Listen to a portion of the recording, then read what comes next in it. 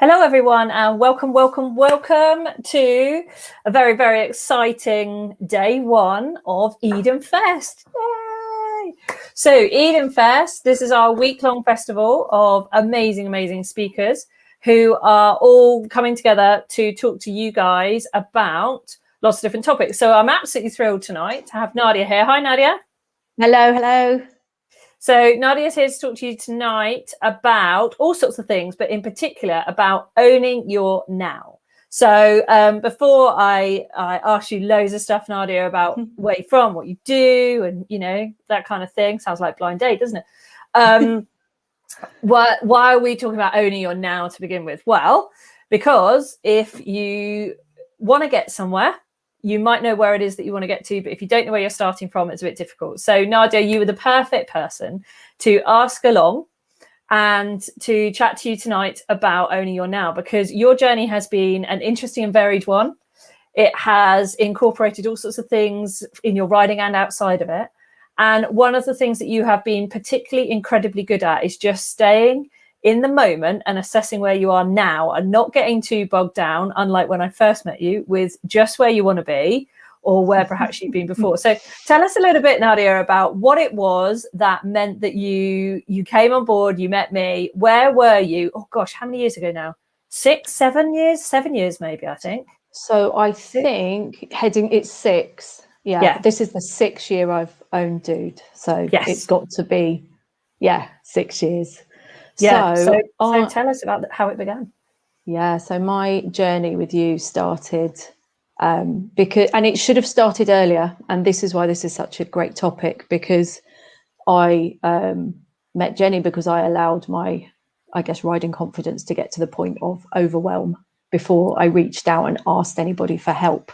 And actually on this particular day, I was at a dressage competition and I didn't reach out and ask anyone for help, thankfully. And we still don't know who they are, even though we've done a couple of these lives now and we've tried to find out. But I got stuck on a mountain block at Snowball Farm, somewhere near Slough, just outside Maidenhead. And I just couldn't step off that mountain block. So the anxiety, overwhelm, all of it actually became very physical, because I was literally stuck in my, that freeze moment. And I think I was on that mountain block. I mean, I'm sure it wasn't that long, but to me, it felt like a great deal of time. And this really nice couple, and I can't even really describe them. That's the problem, because when you're in that moment experiencing that feeling, what's going on around you kind of just blends into the background. But they came over, asked if they could take Dude from me and just walk him around the school. And bless him, he was age 5 then, I think, and had not moved from that mountain block. So you're not talking about someone that was trying to step on a moving target or a horse that was getting worried or anxious. We're talking about a kick-along pony 95% of the time, because none of them are brain dead. You know, he's a very lovely boy. This was nothing to do with a lady who's overhorsed herself. This 5-year-old was literally stood at the mountain block waiting, and I was stuck on it. And this couple came, they walked him around, they didn't take him out of my eyesight. And when I didn't even step straight off the mountain block. I was literally in that freeze moment. And when I did get down and was finally able to go and take him back from them and have a conversation with them, they came over to me in the lorry park and they gave me Jenny's details and said to me, I think this lady might be able to help you, because, you know, what you're experiencing up there is something maybe you need to get a hand with. And it's interesting, isn't it? Because you say you got to the freeze point and you got to the overwhelm point, but most people would say, oh, I'd know if I was heading towards that, or I'd know if I got there. But how did you end up at that point on that mountain block when you're an intelligent lady? You've done lots of things. Like you say, he's called Dude for a reason, this pony. You know, how on earth did you end up frozen to a mountain block? Yeah, if you think so, I had where I bought him from, lovely home. They absolutely matched me to the perfect horse. And in fact, when I met him, he was only recently backed, but they knew he was of the absolute temperament for me. And they made me go there for 3-4 months to have lessons. So I wasn't allowed to bring him home. They said, we'll school him on and we'll also teach you at the same time. I think I'd even been out and done some other competitions. But I think I had just let things start creeping in. And I guess you think I can push through. I will just keep, this is the one thing I see lots of. You just think, well, if that's what frightens me, let's just keep going at it. Let's just keep attempting it, because surely the more we repeat it. But in fact, what was happening was the more I repeated the thing that frightened me, the more frightened I got. Yeah. It didn't help at all, because, as I said, this isn't about a pony that I couldn't ride. So the pony would happily take me around dressage if I wanted. He would happily go around the school. He would happily go to little pole work clinics. So this was just about how I was feeling. And I let that, it's hard to know, isn't it? It's like, how do people recognize the signs of burnout? We've probably all experienced it in some form in our careers or our daily lives, or when things have happened to us. I just didn't want to face it. I would say, looking back, I probably did not want to say, gosh, this is what's happening to me, and put a voice to it, describe it. And in fact, I think it's fair to say that when I first met you, I didn't even truly put a voice to it. I said, Jenny, I want to go to Horse of the Year show. And she was like, well, where are you now? And I was like, well, I can't even get on. Yeah. And I think, I don't know if you've had anyone else have such a big aspiration who can't even get off the mountain block before.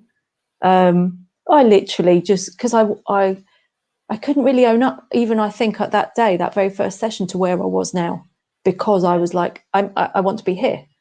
I can't face where I am now, as though there was some shame in it.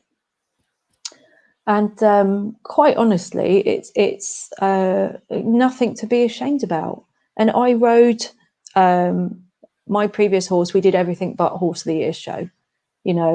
We've ridden at Hickstead, and we've ridden at Royal International, and we've gone champion at Royal London. I was never very good at dressage, but I always gave it a good go. It's quite good fun. I love doing the Team Quest stuff. But I'm used to big, huge fields to go showing in, so I was never very accurate. And I wasn't. I always liked to go. We were called the Prosecco Princesses. I was always the one with the bottle of Prosecco. I was never quite the one getting you the score you wanted. But yeah, it was owning that how I was feeling in that moment was very tough. It was, and I think even my first few sessions with you, I'm not entirely sure how quickly I was very honest about where I was now. I think that took some, because I felt wrongly, but I felt like, are people judging because they've seen me do this? And then I was judging myself. Why can't I do this anymore? Where's this come from? And I'm sure we'll get onto it later, but I think just finding your voice and owning where you are now has led to some of the other stuff I do outside of the horse world, but is it's been part of this journey for me, for sure. So we obviously met, I think, 5 years back, and started what has been a really transformational period for me.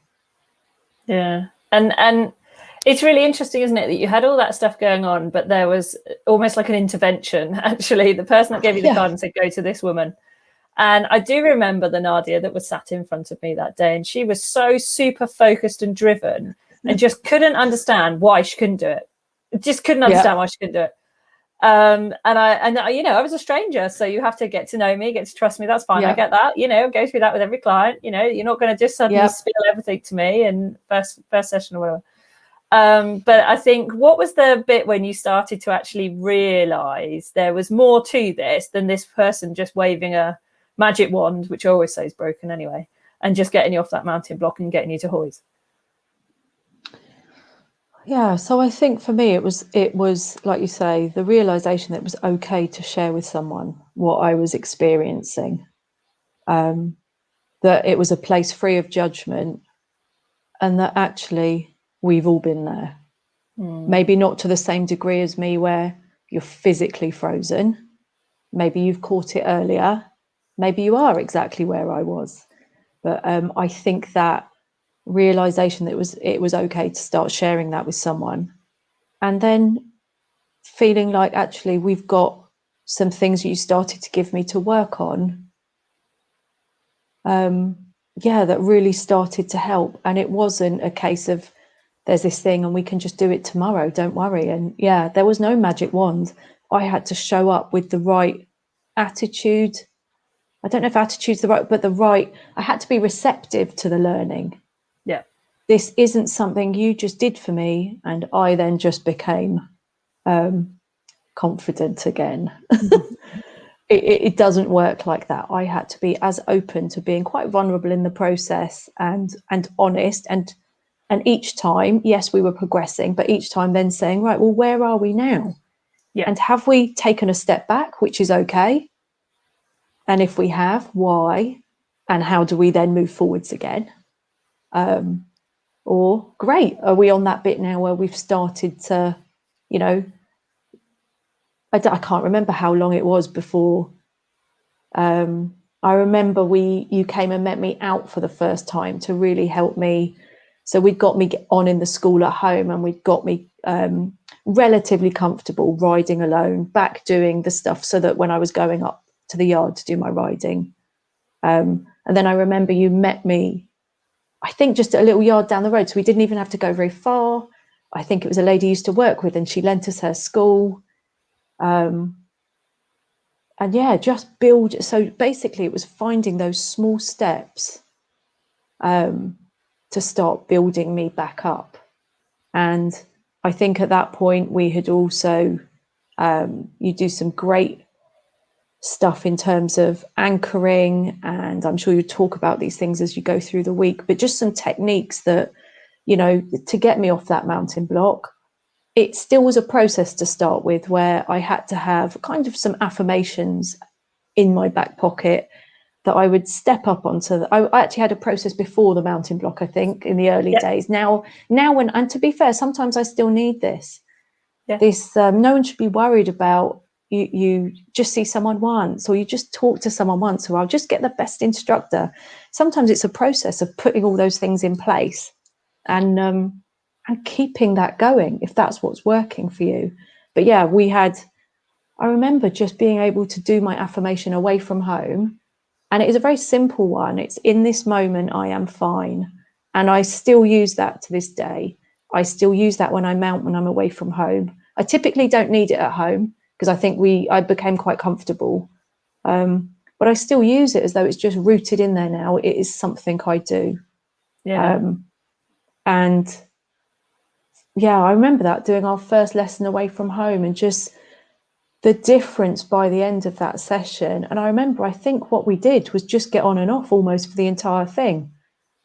And I'd maybe walk a lap, and because it was all about that getting on in those early bits. So really knowing that it was okay to share that with someone, and to say, it doesn't matter if this hour's session is about just imprinting that on your mind and making it something that becomes a habit. Because honestly, these years, so if we've had him 5 years this year, or 6 years, sorry, it is a habit, and I use it, and it's there. It's now just something that I go to. I get on my mountain block, I remind myself I'm fine, on I get, off I go. So in those early days, but it's tough. It was tough saying to someone, I don't know what to do. I'm struggling. What do you think it was that made it tough to admit where you were in that moment then? What do you think was it for you? I think fear of judgment, perhaps, from others. Hopefully you're all on lovely, supportive livery yards, but that's not always the case. Now, sometimes that's my own perception as well, in terms of, are those people sat there staring at me? So sometimes that is your own perception, and actually we had to do a lot of work on that. But I wondered whether people were watching me. Obviously, people that knew me when I was out, and I was a fairly decent amateur. I had done well with my last Arab. We had stood up there in lines with the professionals and been the best placed amateur. And we'd had those wow moments where you ride out thinking, how did that happen? Isn't that amazing? As well as those moments we all have where you think, oh, God damn, I hope no one was watching, as I nearly came off in the warm up. But, I think we've all had the highs and the lows. But I worried what people would think of me that had seen me do the winning. And now I was struggling to even trot round, or get on. And I think and I go to this really a super amazing camp every year. And I've been going for about 15 years. They've seen me with my different horses over the years. And one day we go to Kiso. We were in their big indoor arena. And I have always, once I lost my confidence, I struggled with that kind of indoor arena, the seating area, the crowds are there. And at the end of our session, my instructor had said, well, I'm just going to get everyone in. And then I just literally want you to come and sit on dude, chatting to your friends over the gallery, nothing more than that. And I remember sitting there and I had tears. And I remember someone saying, and I don't think in a nasty way at all, but they were like, he's not even moving a foot. What's up? And actually, I was for the first time able to say, I know what you see is a pony that's not moving and a rider that you've supported over the years, and you've seen me win stuff. We all used to finish that Kiso camp and go to Herts County and win because it was the end of the same week, and all of us would go and we'd all support each other. So I worried about those same people seeing me and then wondering, and they couldn't quite balance the two things out. How do you go from this to that? But I got better at talking about it, and I always just felt that if I could, I'm quite confident in myself. I kind of own it now. I don't want to give it a label. I know, obviously, my page has a label, but I'm a little bit of not tech savvy, and I can't get rid of it. I know, I remember you saying to me, I don't want to be called an anxious amateur anymore, but what do I do to change it? And you can't. What would you call it if you could? What would you name your page? Oh, I don't know. If anyone's got any suggestions in the comments. Put your comments in. What do you think Nadia should call her page? It is currently called Tales of an Anxious Amateur, but it's not anymore, is it? What should it be? Yeah. Ooh, there we go. Nadia's pony's called Dude, by the way, and he's an Arab. So anything around... we can help you change it, Alice says. Fabulous. They're the techie guys. They'll let you know how to do that. So you just got to come up with a name. Yeah, so there's me on the one hand saying I don't want to own a label or anything, and I've got this page that I just can't change the name of. But I started to get more confident to just be able to say, actually, this is how I'm feeling, and in this moment, I'm experiencing this. And confidence is not, you don't just have it or not have it, it's a feeling. So is anxiety. It is a set of feelings, and I've experienced it outside of riding life, and you do overcome it. There are ways, there are tools, there are techniques, but overridingly it's a set of feelings, and they can come and go, and I sometimes have that with my riding still. And actually, I was kind of, before we came on, just telling Jenny that I had an incident. Well, not an incident. I was out at a pole work clinic today, and actually had an example of, I turned up at a venue I love, but I like riding outdoors there. And I had checked. Normally, I only book on the clinics that are outdoors. I really struggle a bit. We're not 100% sure why with the indoor arena. But because Dude is the one that says, I've got this, Mum, I'm good when he's good. I'm not still 100% the one that can say, don't worry about that. So he doesn't 100% love the indoor school there. I don't know why. And I can't always give him the, come on, don't worry about it. So I got to this clinic and moved us indoors. But I know the instructor really well. I go to other clinics with her. So we made a plan. She was like, let's just get you in, see how you're feeling. And actually I did half the lesson, and I didn't bail on it. I did half. So something spooked him. and that was okay. We carried on. Then the next thing spooked him, and he was kind of okay, and I was kind of okay. But by the third thing, he kind of turned into a little whirlwind, and I was like, I checked out with him, you know. But I was able to, my instructor said, let's get off for a moment. It's just walking around. And then she was like, actually, let's get you back on outside. Let's not worry about that. What are we experiencing right now? What are you happy to be doing? And I was like, well, a hack on my own, I'm okay. And she was like, well, let's just pop you back on, and let's get you going back. Let's get that confidence back. Let's not be trying to do stuff that actually the pair of you aren't ready for again. Let's build you back up. Let's take them small steps. Yeah. And then I've got a lesson with her next Saturday at an outdoor venue that we love. And then she was like, no, let's just plan to maybe do a private session indoors at the next one. So build the pair of you up. So, it would have been very easy to just get really upset with how it didn't quite go to my plan. And it would have been easy not to even go in and try. Yep. But I thought, you know what? Let's just try it. And it doesn't always work out. Yes, you could be thinking, why are you okay with it? You only managed half a lesson you paid for. But if you wheel this back, I wouldn't have taken it so well. I'd have started beating myself up. I wouldn't have taken him back outside, gotten on and gone for a hack. All those little things come from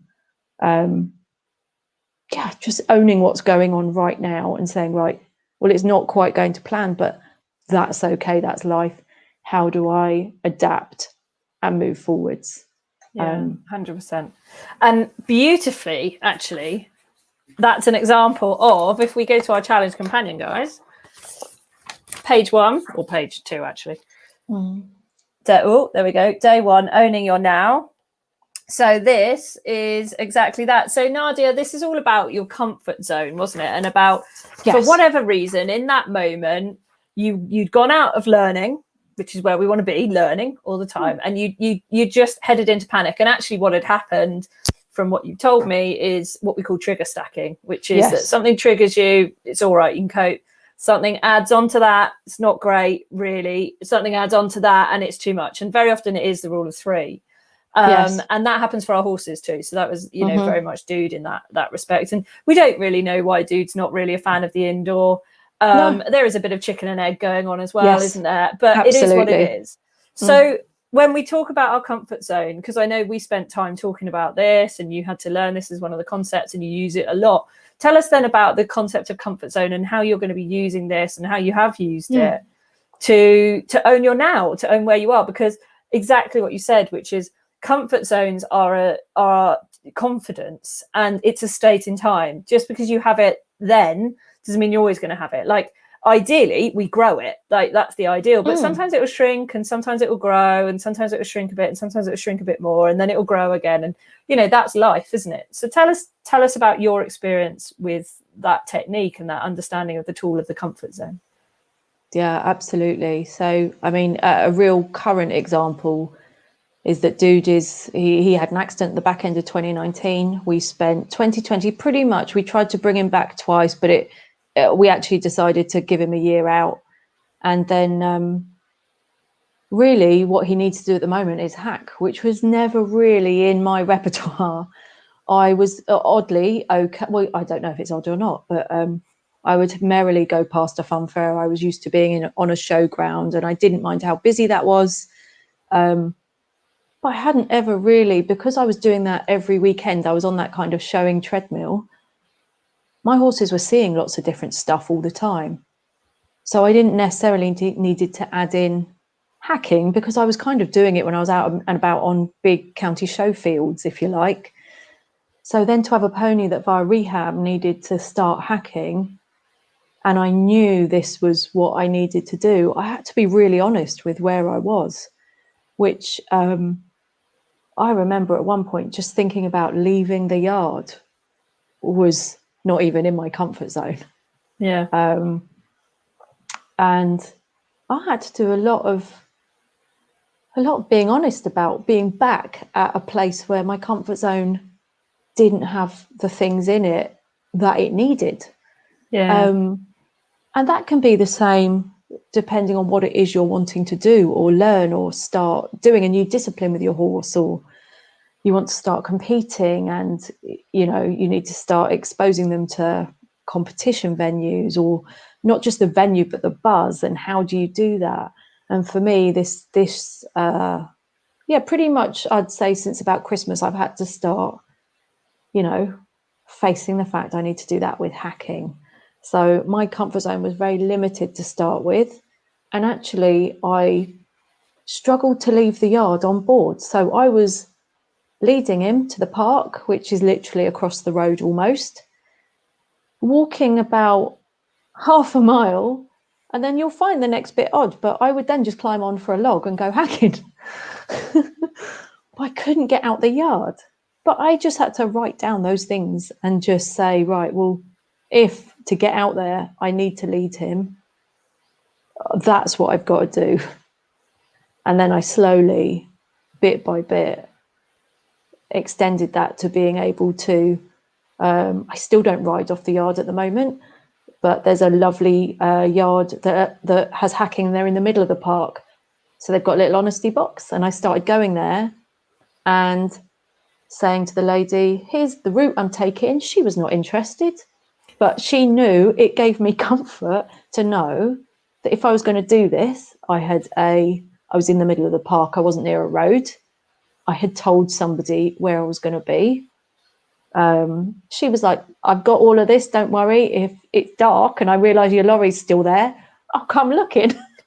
But in my mind, I thought, that's perfect. I've put these little steps in place. Yeah. And sometimes she'd be like, you're back quick. And I was like, yep, I've done the woods. That's what I've done today. You know, it wasn't a marathon hack. I hadn't taken up endurance. I was having to build it up. Yeah. And then slowly I added in a hacking buddy. So we've got an amazing friend. She meets us over there. And I started to get comfortable having someone else with me, because lots of people like having a buddy.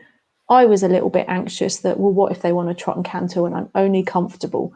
What if I make them drive over here and I can only go around the woods today?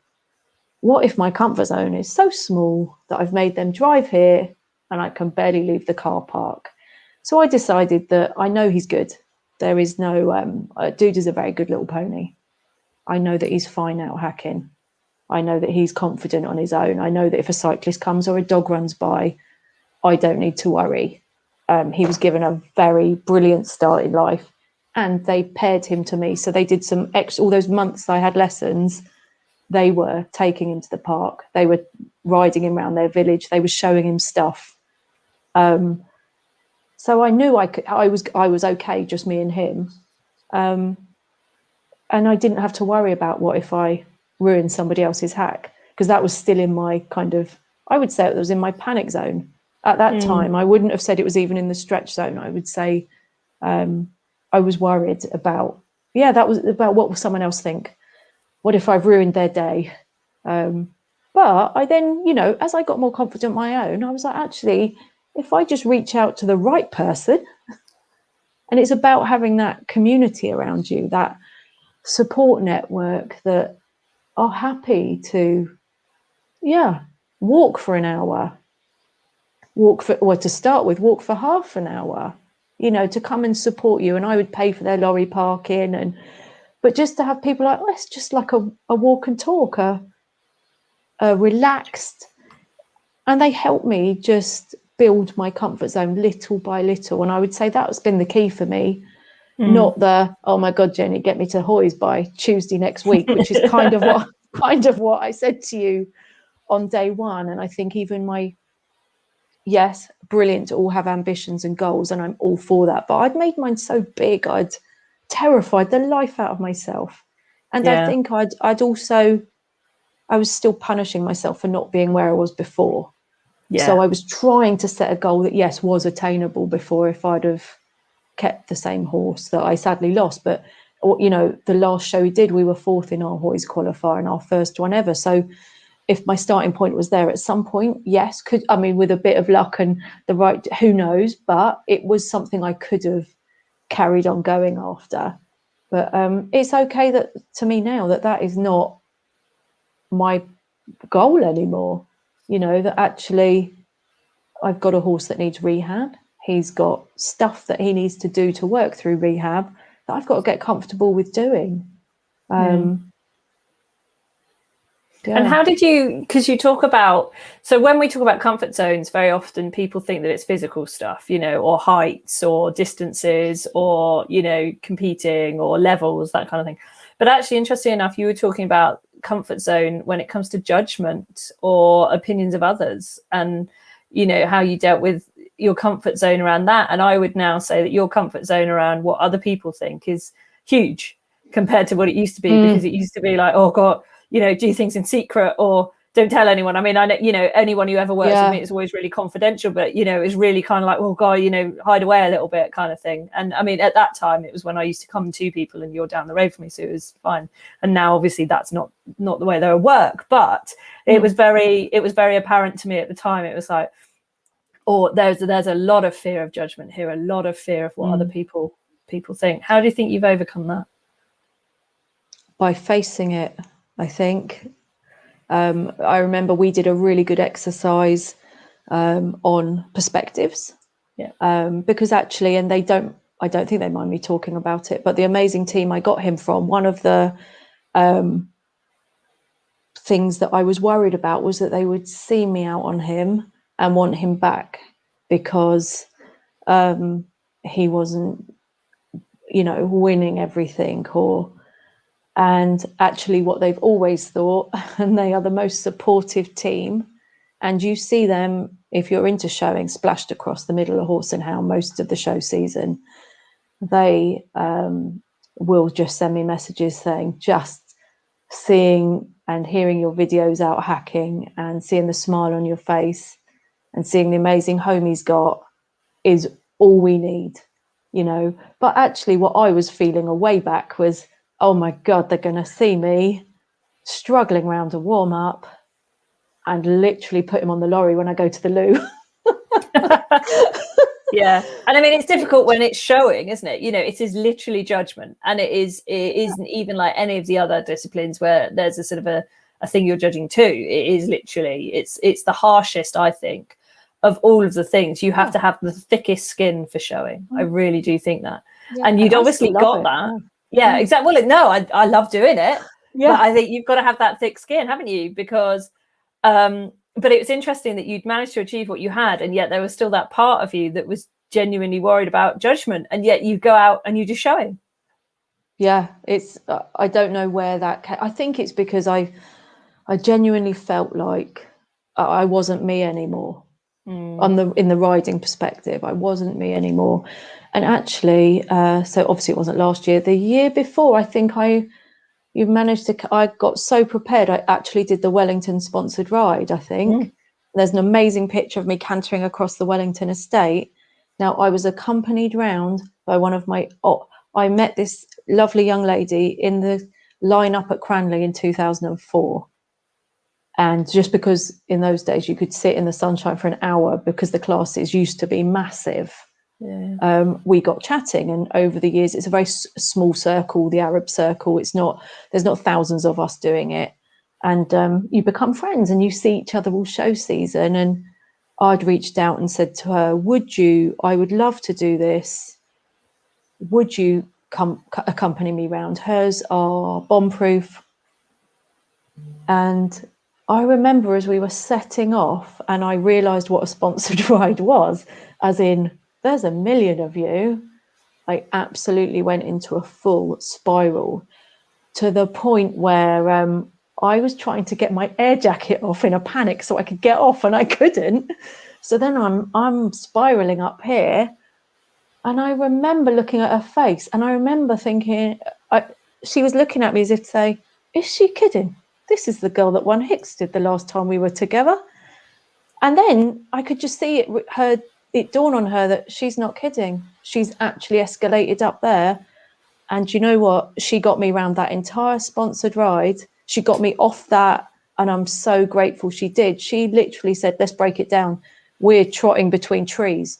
We're not trying to get round the next 2 hours. We're going from here to there. We're going from here to there. And she just stretched the comfort zone. Yeah. And we made it the whole way round. And by the end, she had got me cantering in a really good rhythm. Her horse was bomb-proof. So she was able to flag the field past and just tell me, keep your eyes here. Yeah. I've got the speed. I've got the other people.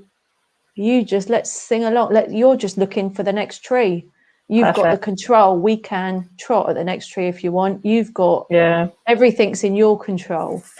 And I love that. Just look for the next tree. Yeah. But if we go to this, so just really quickly, because it's a perfect example. So this green bit, if anyone wants to fill out this page, this green bit is what's in your comfort zone. And this is the bit where you've got to be really honest, isn't it, Nadia? This is the bit where you don't lie to yourself. You know, this can be top secret if you want it to. Don't lie to yourself. But what was happening is, because this is your learning zone, this piece here, this between the green and the blue, and then outside here is your panic. Now, you don't want to be in panic. However, you can have goals that are out there, can't you? Because if you stretch your comfort zone to the next tree, to the next tree, to the next tree, to the next tree, what happens is your learning zone stretches, and then eventually your learning zone stretches out. And in the thing that was in panic is now in learning. So it's not necessarily in your comfort zone, but it's doable. And so that's what this exercise is. And I just wanted to highlight this as a perfect example, because you need to write down the stuff that's in your comfort zone now. And by the way, this changes day to day. It changes in environments. It changes in different places. It changes depending on the people you're with. Changes depending on what mood your horse is in. Perfect example of Dude in the indoor school. You know, what would be in your comfort zone outdoors is different to indoors. And then you've got to just do it little bit by bit. So by all means, have goals that are out here in panic. That's absolutely fine. But don't go thinking, like most people do, that you can just jump to that goal in panic and it's going to happen, because you'll have the opposite effect. You'll actually shrink your comfort zone, won't you? So yeah, thank you. I just had to give that, because people want to know how to complete this. And that was just the most perfect story to say. And I love the analogy, just keep looking to the next tree. Yeah. And actually, that goes back to, why is my comfort zone now for hacking smaller again? Probably a year off, time out of the saddle for the horse. And so I've had to be really honest that it is back. It shrunk. Yeah. But you know what? And you'll hear from an amazing lady tomorrow who, I think it was a week last Friday. Yeah. I was ready to add in not just a new hacking buddy, but a new place. And another member of the Flying Changes team invited me down, and we had the most amazing walk and talk in the Surrey Hills. And what I loved was finding someone in the community that we're in. Obviously, we're all a super supportive bunch, but I knew that I was already going somewhere new. So that was a little bit out of my comfort zone. You know, that was into my stretch zone. Yeah. I was meeting someone I knew, but I had never hacked with her or her horse. So a little bit of stretch. And we could have gone for hours and hours, but actually she was very good. She was like, here's a route, or here's a route. And I said, actually, could we do this one the first time? Because I think I'm feeling like I've done two things that are really pushing. Yeah. And just, you know, finding the people that will help you along on your journey is really important. And 100%. You know, another good example of that is my instructor, who I'm still very good friends with, that helped me with my last horse when I was at that other level. He was very honest when he said to me, I'm really struggling to help, because I can only remember you like this. And he always had a very I loved him, because you had to make sure no one that would be too offended would be on the yard during your lesson time, because you could hear him and his colourful language around it. You wouldn't even have to be near the school. You could just hear him for miles. But I tell you, when my confidence was up there, he, you know, I remember I had a season, this lady loved my last horse and I would win under her, but I never took a championship. And she said, you don't gallop for it. I want to see someone that wants it. So when you go head to head with someone, you hold back. And he worked so hard to instill that confidence. And I remember that was the year I was 4th at the Nationals with the Arab. And I had to gallop for that 4th place, because I was in there amongst a whole load of professionals. you know, and I had to, and she had said to me categorically, you absolutely need to show me you want this. This isn't, you know, and that's what she'd said to me. So I spent months with him. But then when I, you know, lost my confidence and I had a different horse, and he was very honest with me and said, I think I'll chip away at it again, because I remember you up here and I'm struggling a bit that I can't just bark the same orders and you won't just go, right, I've got it. But we're still extremely good friends. But it just, what works for me now, I need something a bit different. I think that's okay as well. I think I know a lot of people that struggle to kind of say what would help them in this moment. Yeah, I think sometimes you don't necessarily know what in that moment would help you, but what difference does it make just being honest and saying, this is what I'm experiencing in this moment? I mean, the other day I was on my squads training, and, you know, it means a lot to me. I really want to work hard and progress. And I was really struggling with something because I just couldn't understand. I understand what they were trying to get me to, but I just couldn't understand how to get it. And I kept doing things that weren't helping with my body. And I was actually in floods of tears because I was just so frustrated that I couldn't get it. But I was still riding. They were just streaming down my face whilst the rest of the squad were watching me. And you could feel them go, oh, we really want to help you. And it was what it was. And it's okay in that moment to have feelings, isn't it? It's okay to admit you're struggling. And I was struggling so much in that moment that I knew there was nothing I could do. I had to just keep cracking on. I wasn't going to throw in the towel, like you say. You know, wasn't going to just give up or anything like that. Just kind of had to keep going. I wasn't scared or anything. I was just confused, and so was my poor horse. And I kept going. It was only near the end of the lesson, and then when I finished and I just got off and I just went and quietly hosed him off, gave him a big cuddle, told him it wasn't his fault, all that kind of jazz. And then someone came up and said, "Don't worry, we all find it really hard. You're not the first person to have ever cried. It means that you care, and you've just hit a point that you're struggling with, and that's fine." And I know all this stuff, but it doesn't mean you can't experience it. So you don't always know what to do in the moment. You just have to be honest with where you are in that moment right then. And I just had to be honest and say to myself, because there was no point in saying it to my instructor at that point in time, which was, I'm really frustrated, I'm really struggling. I just had to kind of keep cracking on because I knew he was desperately trying to help me get it. And, you know, so yeah, I think it's very true what you're saying about you don't always know what you need, but you've got to admit you need something, and then you'll go and find those answers. And I think that's where you were 6 years ago. You didn't know how or what, but you just knew you needed the help. Yeah, absolutely. And so tell us though, Nadia, as well, because we haven't touched on it and I really want to, how this has impacted other areas of your life and other things that you do, which are so key to just being now in the moment, just admitting, being really honest, and this kind of thing as well. Yeah, so my background is HR. I have my own business, but I look after our people. So with two business partners, one's more strategic, one does all our finances, and I look after all our staff. And we've been a team since I was 17 years old, I think, and we've had our business for 8 years.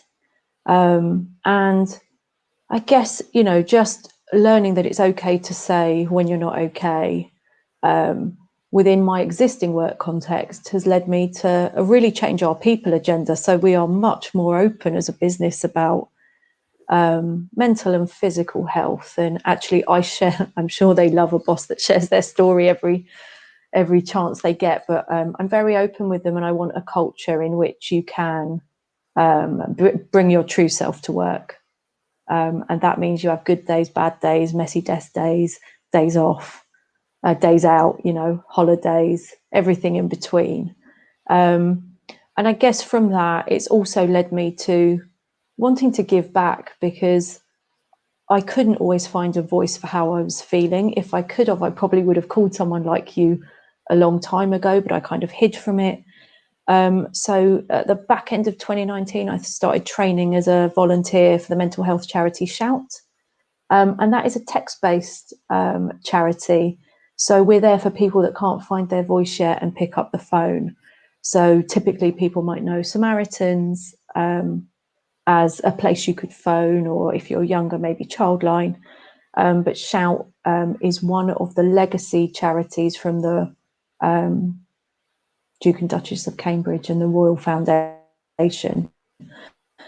And they wanted a charity that would help those people that couldn't yet express it in verbal terms, but anyone that texts in, we are there on your texting. We're obviously on a platform, and we're there for you 24/7. And just going through that training, and I've now been volunteering for about 15 months. And the more I did that, and the more I realized how many other people have, not obviously, I mean, in the equestrian world, but just in general, have experienced some of the same things. And yes, I'm sure it happens. I don't know, some of you might have seen, my story was shared by Riders Minds as well, which is the charity we're supporting through EDENFest. So it's nice to be able to bring that open and honest conversation about mental health into the equestrian world as well. But I started with it via Shout. And the more I got into that, the more I realized that one of the two big things I wanted to do was firstly be able to kind of work with Jenny and then go on to get the accreditations, because I love the fact we can do something to help people that have gone through what I've gone through move forwards with their journeys. But also by Wednesday night, I've got to get my second year portfolio in for a counselling degree. So I wanted to be able to give back to people that maybe experienced more significant trauma than maybe I had. And I'm really enjoying the learning. That's the other bit I found out of working on my mindset, going through the different things that Jenny and I have worked on together, is that actually learning and ending up with a learning mindset is awesome. And so I'm going to take that counselling all the way through to a degree I've already decided, just because I'm finding it so inspirational, and I love being able to give back, I think. So that, working with you to then be able to do that within the equestrian world and more the mindset aspect of stuff, because actually the mindset stuff is what has really worked for me, and really resonates with everything I do. So yes, that's how I've translated it into what I do today. Just incredible. And I know through lockdown, it made a big difference to you, just taking stock. Where am I now? Think about things. There's a lot of us, a lot of people panicked. And obviously, you, without going into detail and things, you were affected by it, and yes. And yet being able to stay in the now, being, the mindful aspect of it, being the what can I control, what can't I, that sort of side of it. Just tell us really briefly before we wrap up this for tonight, and then obviously we're going backstage as well with everyone who is VIP, so we'll tell you more about that in a moment. But just tell us really briefly about how it really helped you during lockdown as well. Yeah, absolutely. So last March, when we all realised this was actually happening, our business was hugely affected. One big part of our business was travel and events. So I used to organise kind of big, whilst my main thing was HR, actually over the years I've had one particular client for whom I organise, and because I used to do it, he always just liked me to do it. Huge black tie balls of kind of 500 people, and looked a bit like the X Factor, and he had a huge amount of money, and it was quite a production. Obviously everything like that stopped, and as a leadership team, we decided if our business was going to be that impacted, we needed to take some of the pain first. So overnight, we cut our salaries. And I remember sitting there, we're hugely, because we knew we were going to have some of our staff impacted by the losses we were making, and obviously everything that stopped. And it really made me, once I kind of got over the shock of that and realised that, okay, it's all right to get upset about it. And I was upset for a few days, and that's okay. You might not always be able to go, I'm upset for an hour, I'm just going to dig through my toolbox. We're all human, and there are times when this is going to go on for a couple of days, and then that's okay. Then I was able to just kind of really think about, actually, is this one of the biggest opportunities rather than one of the toughest periods? And do I just reframe it and start to look at actually potentially how I exit the business, how then I move forward with, you know, going into the counselling and the coaching and the things that I feel could really make an impact and a difference on the world. So yeah, it was a real big, once you got over that shock, for me, it was actually a catalyst for change. Yeah. And I think listening to you making the decision to do something about freezing on the mountain block, making the decision to do something about that 6 years later, sometimes, well, very often really, isn't it? Actually, things that seem like our biggest fear or something horrendous at the time can be our biggest catalyst for change and learning, and look at where it's led you to, you know? Yeah, absolutely. So sometimes owning our now is thinking, maybe this is something that I just don't know yet. Maybe this is going to take me on another path, another route, going to learn something. If nothing, we're always going to learn something. Sometimes what not to do, but we're always going to learn something. Yeah, absolutely. I mean, who knew? Now I'm thinking, how do I become that amazing happy hacker that I always didn't think I would be? And I'm absolutely loving it and trying to, you know, get better at it. Exactly. Crazy, isn't it? And that happened out of an accident that was horrible. Of course it was horrible, but look what it got you. Dude went, Mum, your next thing, you're going to need to learn how to hack. That's it now. Yeah. So long as that is it now, that'll be good. Well, thank you so much, Nadia. It's been an absolute pleasure talking to you and, you know, hearing the incredible way that you do things and the things that have helped you. So we're going to go backstage. We're going to go backstage at 8 p.m.